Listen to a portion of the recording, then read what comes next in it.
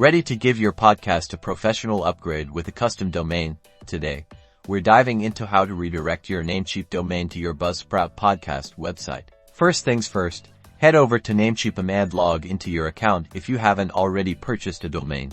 You can search for M by one now. Make sure you have the credentials for the domain you want to use on hand.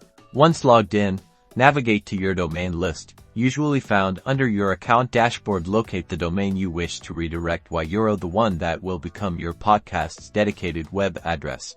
Now, click on the Manage button next to your chosen domain. This will take you to the domain management page. Here, look for and select the DNS option. This is where we'll make the magic happen. Next, open a new tab and go to your Buzzsprout dashboard. Then go to the podcast settings.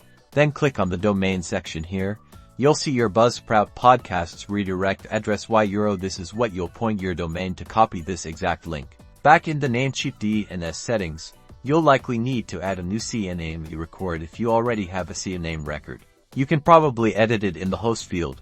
Type www in the value field, paste the entire Buzzsprout redirect address that you copied, and confirm the changes. Alternatively, some Buzzsprout accounts will require you to point the record in the host field. Put at and then point the record to Buzzsprout's provided IP address. Once you've completed this, save your changes. It can take up to 48 hours for the DNS changes to take effect, but usually takes much less. In the meantime, go back to Buzzsprout and add the domain by typing in the domain name. This process sets up the domain validation. Then, you're all set. Congratulations! You've successfully redirected your Namecheap domain to your Buzzsprout podcast.